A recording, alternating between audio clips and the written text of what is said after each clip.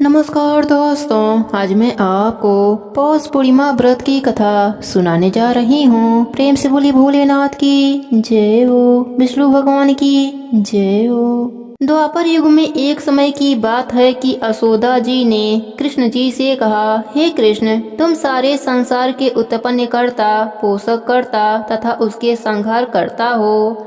आज कोई ऐसा व्रत मुझसे कहो जिसके करने से मृतलोक में स्त्रियों को विधवा होने का भय न रहे तथा यह व्रत सभी मनुष्यों की मनोकामनाएं पूर्ण करने वाला हो। भगवान श्री कृष्ण कहने लगे, हे माता, तुमने अति सुंदर प्रश्न किया है। मैं तुमसे ऐसे ही व्रत को सविस्तार कहता हूँ।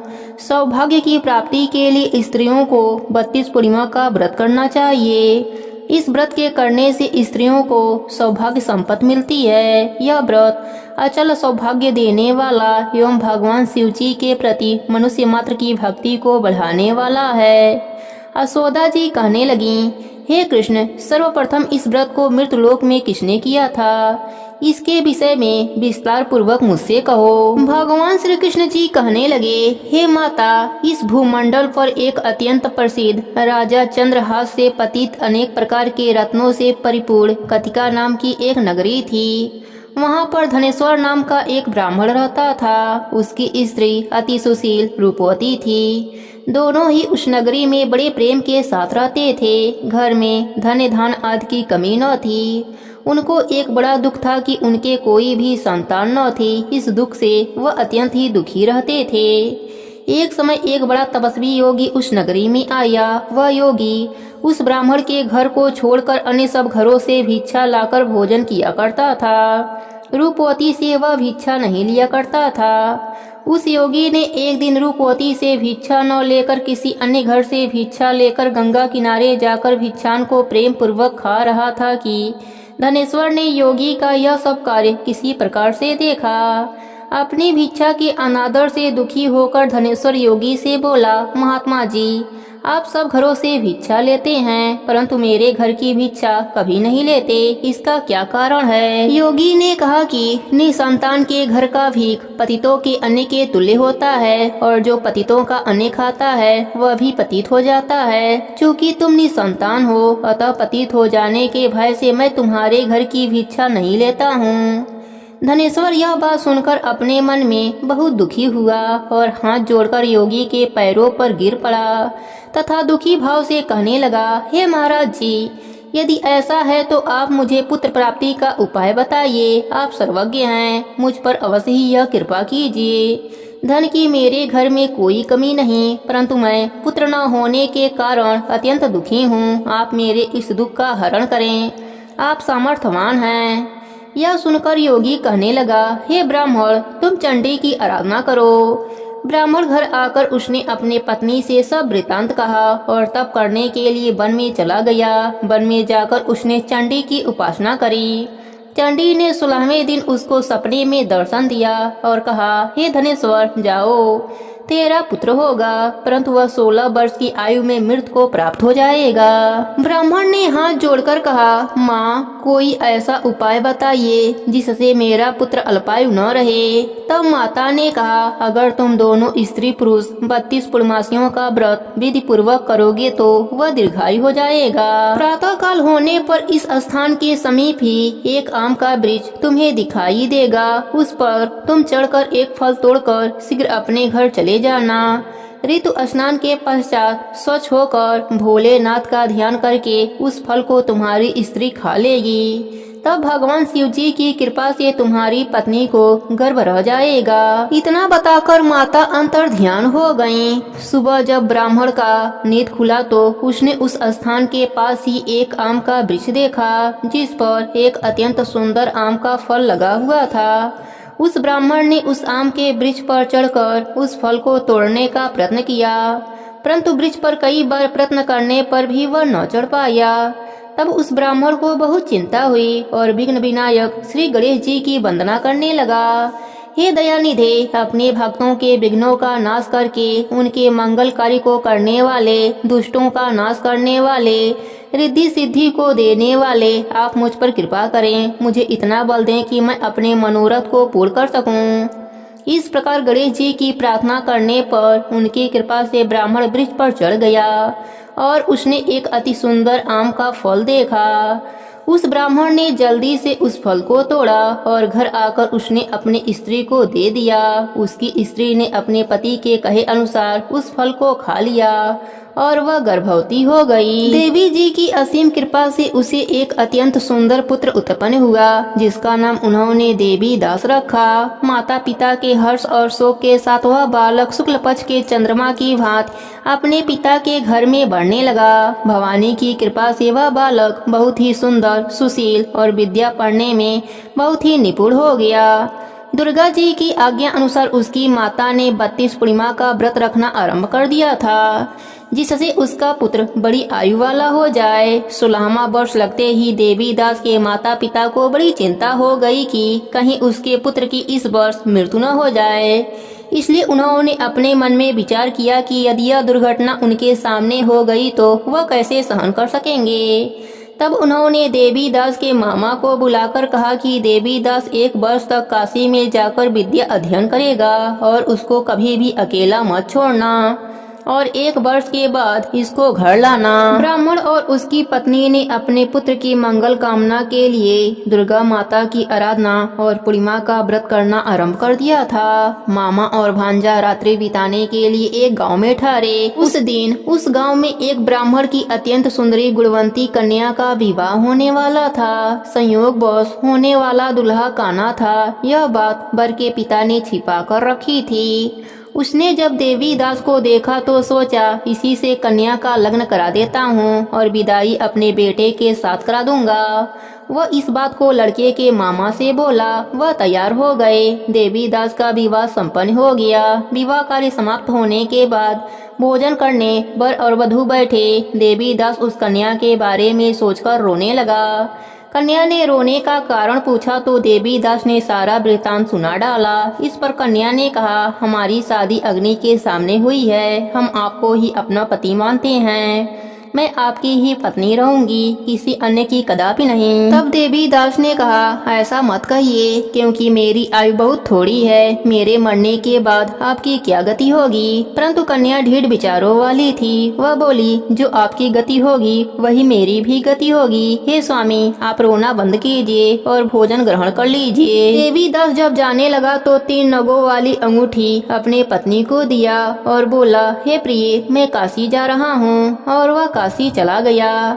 जब विदाई का वक्त आया तो कन्या ने अपने पिताजी को सारी बातें बताई। लड़की के पिता ने सब बारातियों को बुलाकर लड़के के पिता को अपमानित करके विदा कर दिया। वह सब आजे बाजे के साथ चले गए। भगवान श्री कृष्ण कहने लगे, हे माता, इस प्रकार देवी दास काशी में पहुंच गया। एक रात्रि एक सर्प उसको डसने आया, परंतु व्रतराज के प्रभाव से उसको काट नहीं पाया, क्योंकि उसकी माता ने कई बार 32 पूर्णिमा का व्रत कर लिया था। जब 1 वर्ष काशी में बीत गया तब देवी दास अपने मामा के साथ घर आने के लिए चल दिया। रास्ते में उसी गांव में रुका जहां उसकी शादी हुई थी। लड़की के पिता ने उसको पहचान लिया और बड़े ही सम्मान से अपने घर ले गया। भगवान श्री कृष्ण जी कहने लगे कि इस प्रकार धनेश्वर 32 पूर्णिमा के व्रत के प्रभाव से पुत्रवान हो गया। जो भी स्त्रियां इस व्रत को करती हैं वे जन्म जन्मांतर में वैधर्भ का दुख नहीं भोगती और सदैव सौभाग्यवती बनी रहती हैं। यह मेरा वचन है, इसमें कोई भी संदेह नहीं। यह व्रत पुत्र पौत्र को देने वाला तथा संपूर्ण मनोकामनाओं को पूर्ण करने वाला है। 32 पूर्णिमाओं के व्रत करने से व्रती की सब प्रकार की इच्छा भगवान शिव जी की कृपा से पूर्ण हो जाती है। हे भोलेनाथ, जैसे आपने धनेश्वर को पुत्र शोक होने नहीं दिया, वैसे ही अपने सभी भक्तों पर अपनी कृपा बनाए रखना। कहानी अधूरी हो तो पूरी करना, पूरी हो तो मान रखना, सबके व्रत को पूर्ण करना। प्रेम से बोलिए भोलेनाथ की जय हो, विष्णु भगवान की जय हो। अब सुनते हैं हरिप्रिया तुलसी महारानी की कहानी। प्रेम से बोलिए तुलसी माता की जय हो। एक समय की बात है, एक गांव में एक पति पत्नी रहते थे। उनके 2 बेटे और एक बेटी थी। बड़ा होने पर दोनों बेटों का विवाह हो गया। बड़ी वाली बहू बहुत घमंडी थी और अपने में ही मग्न रहती थी। सास ससुर का बिल्कुल भी सेवा नहीं करती थी। छोटी वाली बहू बहुत ही शांत स्वभाव की थी। सास ससुर का हमेशा सेवा करती थी, साथ ही सुबह उठती तुलसी सींचती और दीपक जलाती थी। उसका पति कुछ भी नहीं कमाता था, बड़ा वाला बेटा कमाता था और उसी के पैसों से घर का खर्चा चलता था। एक बार बड़ी बहू ने सोचा, ससुर जी भी बूढ़े हो गए हैं, देवर भी कुछ नहीं कमाता, मेरे पति ही अकेले कमाते हैं और पूरे घर का खर्चा चलाते हैं, तो मैं ऐसा क्यों करूं? मैं भी अपने पति की कमाई खर्च नहीं करने दूंगी। बड़ी बहू अपने सास ससुर से कहने लगी, मैं अलग रहना चाहती हूँ, देवर जी भी नहीं कमाते और आप भी बूढ़े हो गए हैं, मेरे पति की कमाई से ही पूरे घर का खर्चा चलता है, इसलिए मैं अलग रहना चाहती हूँ। बड़ी बहू ने घर का बंटवारा करा दिया। घर का जो भी अच्छा सामान था वह अपने हिस्से में ले लिया और जो भी टूटा फूटा सामान था वह छोटी बहू के हिस्से में दे दिया। सास ससुर और ननद को भी छोटी बहू के हिस्से में दे दिया। पक्के मकान का अच्छा वाला हिस्सा ले लिया और टूटा फूटा हिस्सा छोटी बहू को दे दिया। छोटी बहू बोली, मैं आपके बंटवारे से सहमत हूँ, बस एक काम और कर दीजिए, आपके हिस्से में जो तुलसी का पौधा है या तो मुझे दे दीजिए, नहीं तो मुझे वहाँ रोजाना आकर पूजा करने की अनुमति दे दीजिए। बड़ी बहू झिलमिलाती हुई गई और तुलसी का पौधा उखाड़ कर ले आई और छोटी बहू के हाथ में देती हुई बोली, यह ले, तुलसी का पौधा भी ले ले, वैसे भी मुझे फुर्सत कहाँ है पूजा पाठ करने की। ऐसा करने पर लक्ष्मी माता छोटी बहू के पीछे पीछे उसके साथ चली गईं। बड़ी बहू के घर से लक्ष्मी माता चली गईं और छोटी बहू के घर पर लक्ष्मी माता का वास हो गया, क्योंकि लक्ष्मी माता तो तुलसा के पौधे में ही विद्यमान रहती हैं। अतः तुलसी का पौधा छोटी बहू के पास आ गया था। धीरे धीरे बड़ी बहू के घर में परेशानियां होने लगीं। उसके पति की नौकरी भी चली गई, लेकिन छोटी बहू के पति को अचानक ही एक नौकरी मिल गई। वह बहुत ही मन से राजा के वहां काम करने लगा। उससे प्रसन्न होकर राजा ने उसे रहने के लिए मकान और खेती करने के लिए 100 बीघा जमीन दे दिया। रात दूना दिन चौगुना तरक्की करने लगा और जेठानी के यहाँ कंगाली होने लगी। उसके पति की नौकरी भी चली गई और वह बीमार रहने लगा। हाल यह हुआ कि बड़ी बहू को दूसरे के वहां काम करके अपना गुजारा करना पड़ता था और छोटी बहू ठाठ से रहने लगी।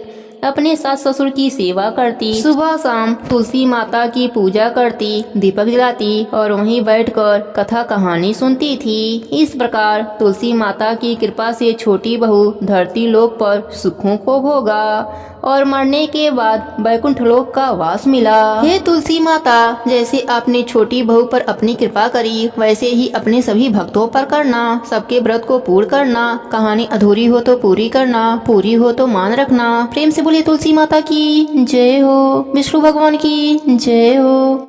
अब सुनते हैं व्रत को पूर्ण करने वाले गणेश भगवान की कहानी। प्रेम से बोलिए गणेश भगवान की जय हो। एक गांव में एक शंभू नाम का व्यक्ति रहता था। वह गणेश भगवान का परम भक्त था। गणेश भगवान की भक्ति उसे पिता से विरासत में मिली थी। वह रोज प्रभु को भोग लगाता, आरती करता, उसके बाद ही वह कुछ खाया करता था। गणेश भगवान की उसके ऊपर विशेष कृपा थी। उसके घर में किसी भी चीज की कमी न थी, केवल उसकी पत्नी को छोड़कर। उसकी पत्नी का नाम तो था शांति, पर वह बिल्कुल अशांति थी। उसे भगवान का पूजा पाठ करना पसंद नहीं था। वह रोज सुबह शंभू पर चिल्लाती और एक बात कहती कि क्या शोर मचा रखा है, रोज घंटी और शंख बजा बजा कर पूरा गांव इकट्ठा कर लो। वह बहुत समझाता, पर वह कहाँ समझने वाली थी। एक दिन शंभू को किसी काम से बाहर जाना पड़ा। उसने अपने पत्नी से बड़े प्रेम भाव से बोला, शांति सुनो, मुझे एक दिन के लिए बाहर जाना है। इतना सा काम कर देना कि प्रभु के भोग का ध्यान रख देना, नहीं तो मेरे प्रभु भूखे ही रह जाएंगे। शांति ने अनमने मन से बात सुनी। जब शंभू चला गया तो उसे एक उल्टी चाल सूझी। उसने सोचा, यदि गणेश भगवान को ही घर से बाहर निकाल दूं तो रोज रोज की आरती, पूजा, भोग और शोर शराबे का झंझट ही खत्म हो जाएगा। उसने घर के पीछे जाकर एक गड्ढा करी, उसमें गणेश भगवान की मूर्ति को दबा दिया और घर में वापस आ गई। शंभू जब घर वापस आया, उसने मंदिर में गणेश भगवान को ना पाकर वह भागा भागा शांति के पास गया और कहने लगा, शांति, मेरे प्रभु कहाँ हैं? वह मंदिर में नहीं हैं। शांति अनजान बनकर बोली, मुझे तो पता ही नहीं, मैंने तो कल रात धूप आरती और भोग लगाकर पर्दा लगा दिया था। शंभू पागलों की तरह गणेश भगवान को पूरे घर में खोजा। उसे मन ही मन पता था कि यह काम शांति का ही है, उसे ही मेरी पूजा पाठ करना पसंद नहीं है। उसने शांति से कहा, शांति, यदि मेरे प्रभु नहीं मिले तो मैं खाना पीना सब छोड़ दूंगा। शांति को लगा 1-2 दिन नाटक है, उसके बाद सब ठीक हो जाएगा। शंभू को रोते बिलखते 7 दिन हो गए। वह शांति से बोला, शांति, मुझे पता है तुम्हें ही मेरी पूजा पाठ करना पसंद नहीं है। मेरे गणेश भगवान की प्रतिमा को तुमने ही कहीं छिपाया है। यदि मुझे मेरे गणेश भगवान नहीं मिले तो मैं कुएं में कूदकर अपनी जान दे दूंगा। अगर शांति मुंह खोलती तो उसका पूरा झूठ पकड़ा जाता, इसलिए वह बोली, आप मुझ पर यूं ही शक करते हैं, मुझे सच में कुछ नहीं पता। ज्यादा प्यार आ रहा है तो मैं नया प्रतिमा लेकर आती हूँ। पर शंभू को वही प्रतिमा चाहिए थी। शोरगोल सुन करके गांव के लोग इकट्ठा होने लगे। शंभू की व्यथा भगवान भी देख रहे थे। वह भी अपने भक्त के पास जाने के लिए बेचैन थे। उधर शंभू कुएं की ओर पर चढ़ गया। शांति भागी भागी गणेश भगवान की प्रतिमा गड्ढे से निकालने लगी, पर गड्ढे में गणेश भगवान की प्रतिमा थी ही नहीं, क्योंकि गणेश भगवान अपनी प्रतिमा स्वयं निकाल ली थी। गणेश भगवान बालक का रूप लेकर आए और अपनी प्रतिमा निकाल करके शंभू के पास पहुँचे और बोले, काका, यही प्रतिमा है, आप इसे ही ढूंढ रहे हैं क्या? शंभू ने पीछे मुड़कर देखा तो एक सुंदर बालक के हाथ में उसके गणेश भगवान थे। वह कुएं से नीचे उतरा, प्रभु को गले से लगाया, रोते रोते स्नान कराया और भगवान को मंदिर में स्थापित करी। वह बालक शांति की तरफ देखकर मुस्कुरा रहा था। शांति सोच में पड़ गई कि इस मूर्ति का पता इस बालक को कैसे चला। शंभू के साथ शांति भी अंदर चली गई। शंभू ने रोते रोते बड़े भक्ति भाव से गणेश भगवान को स्थापित किया, पूजा करी और उस बालक का खूब धन्यवाद दिया। बालक, जो कि स्वयं भगवान थे, वह बोले, काका, क्या भोग नहीं लगाओगे? शंभू भागा भागा गया और भोग लेकर आया। जैसे ही भोग लेकर आया तो उसने देखा बालक अदृश्य हो गया है और तेज प्रकाश गणेश भगवान के प्रतिमा से उदित हो रहा है। वह बालक का अदृश्य होना और तेज प्रकाश पुंज का आना शांति को अपने भूल का पश्चाताप होने लगा। वह दोनों समझ गए कि स्वयं गणेश भगवान जी अपनी प्रतिमा लेकर स्वयं स्थापित होने के लिए आए थे, मुझे दर्शन देने के लिए आए थे। दोनों भाव विभोर हो गए। उस रात भगवान ने उसे दर्शन दिया और कहा, मेरे साथ साथ शुभ लाभ, रिद्धि सिद्धि, सुख वैभव और लक्ष्मी जी सदा सदा तुम्हारे घर में वास करेंगी। दुखियों की सेवा कर। इस प्रकार से शंभू की भक्ति अमर हो गई। दोस्तों, इस कथा को जो भी श्रवण करता है, गणपति बप्पा की उस पर परम कृपा होती है और उसके घर में माता लक्ष्मी का वास हो जाता है। हे गणेश जी महाराज, जैसे आपने पति पत्नी पर अपनी कृपा करी, वैसे ही अपने सभी भक्तों पर करना। सबके व्रत को पूर्ण करना। कहानी अधूरी हो तो पूरी करना, पूरी हो तो मान रखना। प्रेम से बोलिए गणेश भगवान की जय हो, भोलेनाथ की जय हो, पार्वती माता की जय हो। अब सुनते हैं धर्मराज जी महाराज की कहानी। प्रेम से बोलिए धर्मराज जी की जय हो। एक समय की बात है, एक गांव में एक लड़की रहती थी जिसकी माँ मर जाती है। उसकी सौतेली माँ आती है और फिर एक सौतेली बहन भी आ जाती है। वह दोनों मिलकर उस पर बहुत अत्याचार करते हैं, घर का सारा कार्य कराते हैं और बाहर बकरियां लेकर खेत में भेज देते हैं और उसे घास भूस की रोटी देते हैं। वह लड़की खेत में जाकर बहुत रोती है और अपने माँ को याद करती है और कहती है, माँ, आप तो चले गए, मुझे क्यों छोड़ गए, मुझे भी अपने पास बुला लीजिए। उसकी माँ जब तक जिंदा थी तब तक धर्मराज जी का पूजा पाठ करती थी। तो धर्मराज जी सोचते हैं कि इसकी माँ मेरी पूजा पाठ करती थी, नित्य नियम निभाती थी और उसकी लड़की पर इतने अत्याचार हो रहे हैं। धर्मराज जी बुढ़िया का भेष बनाकर उस लड़की के पास आते हैं और कहते हैं, बेटी तुम क्यों रो रही हो। तब वह लड़की कहती है, बुढ़िया माई मेरी माँ मर गई और मेरी सौतेली माँ और बहन मुझ पर बहुत अत्याचार करते हैं, घर का सारा कार्य करवाते हैं और खाने को कुछ भी नहीं देते हैं।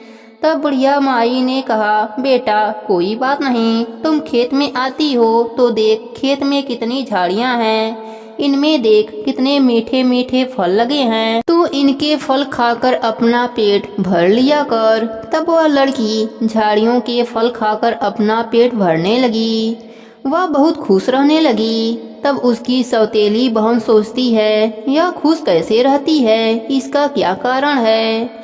एक दिन वह लड़की खेत में गाय और बकरियां लेकर जाने लगी। तब उसकी सौतेली बहन उसके पीछे पीछे जाती है। वह देखती है कि वह झाड़ियों की बेर खाकर अपना पेट भर रही है। वह गुस्से में घर आकर अपने माँ से कहती है कि माँ, अपने खेत की जो झाड़ियाँ हैं उसका बेर खा लेती है।